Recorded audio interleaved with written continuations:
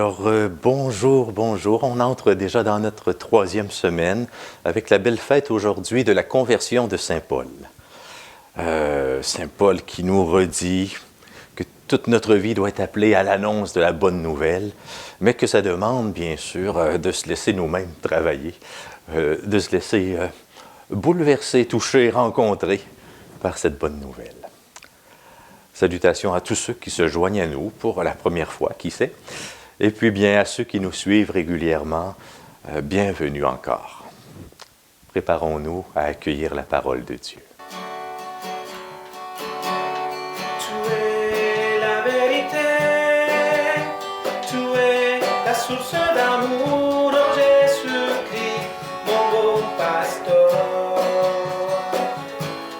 Alléluia, alléluia.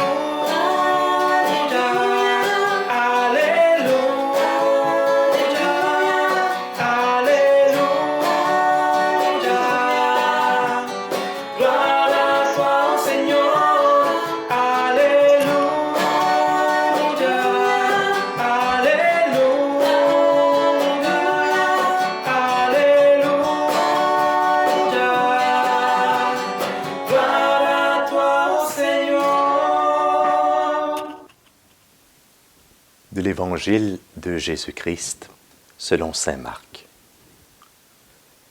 En ce temps-là, Jésus ressuscité se manifesta aux 11 apôtres et leur dit « Allez dans le monde entier, proclamez l'Évangile à toute la création.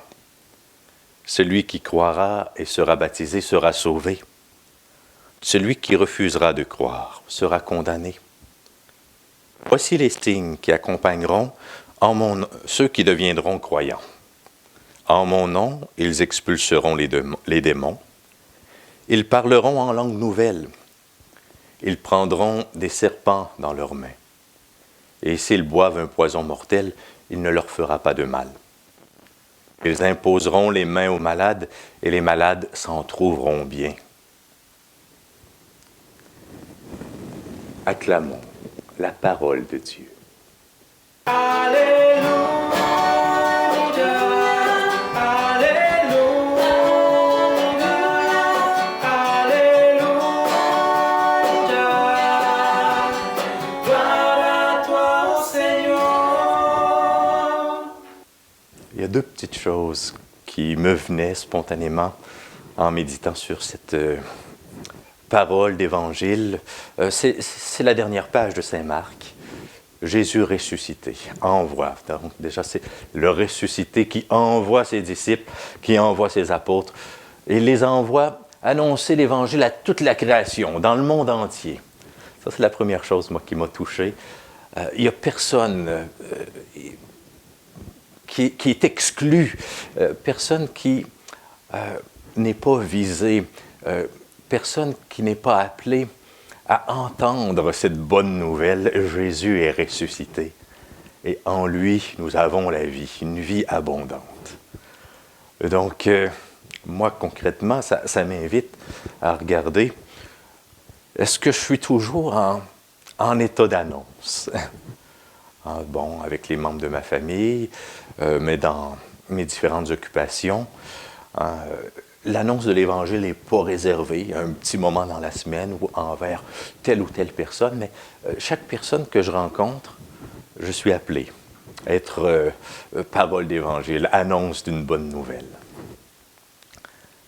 La deuxième chose, Jésus parle de signes qui accompagnent ceux qui croiront en lui, qui accueillent cette parole.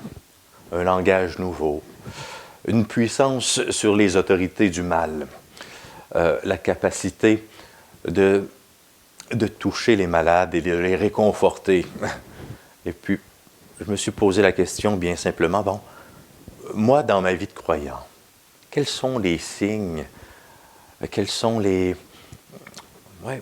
différents aspects qui révèlent que que j'appartiens à Jésus, que j'ai accueilli sa bonne nouvelle.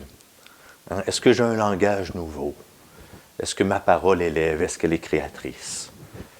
Est-ce que je suis capable de répondre aux différents affronts confrontations qui me sont faites, aux différentes attaques du mal, comme le Christ l'a fait, par le bien?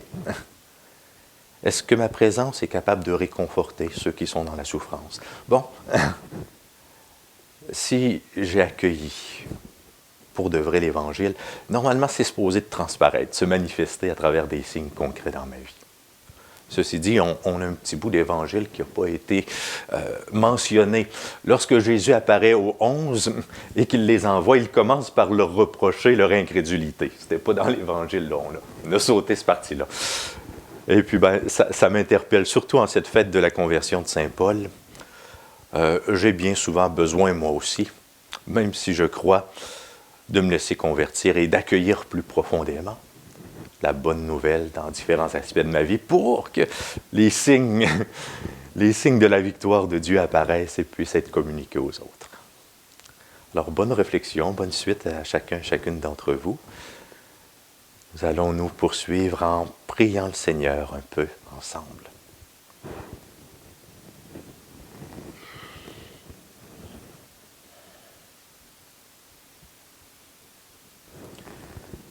Aujourd'hui, Seigneur, en cette fête de la conversion de Paul, nous te prions tout d'abord pour tous ceux qui te découvrent, tous ceux qui rencontrent ton visage, tous ceux qui, chemin faisant, réalisent que tu es là avec eux, que tu les appelles. Nous te confions ce début de chemin avec toi, avec tout ce qu'il peut y avoir d'embûches. Nous te prions. Merci de les fortifier, ces personnes. Nous te confions aussi, nous te prions pour tous ceux et celles qui ont consacré toute leur vie à l'annonce de la bonne nouvelle. Tous ceux qui, cherchent à approfondir ton évangile, cherchent à rendre dans les mots d'aujourd'hui le don extraordinaire qui nous a été fait dans ta vie, offerte sur la croix et par ta résurrection. Nous te prions aussi pour toute ton Église, appelée à être des disciples missionnaires, que chacune puisse réaliser que là où ils sont, là où leurs deux pieds sont enracinés, ils ont reçu cette parole du ressuscité, annonce la bonne nouvelle. Nous te confions, Seigneur, tous les baptisés, ceux qui peuvent être hésitants, ceux qui sont ardents et parfois persécutés à cause de leur ferveur. Merci de continuer de nous encourager et de nous envoyer.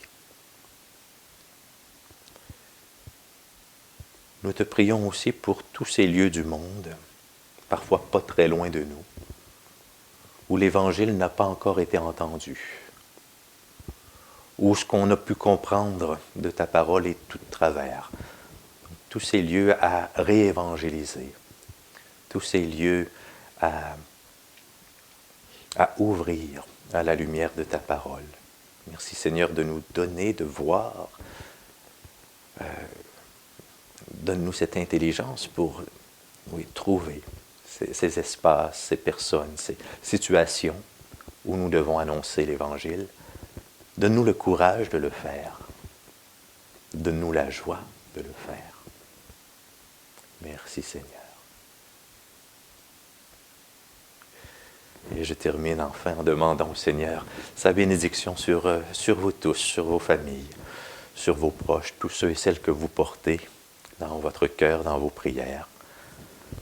Au nom du Père, du Fils et du Saint-Esprit. Amen et bonne journée.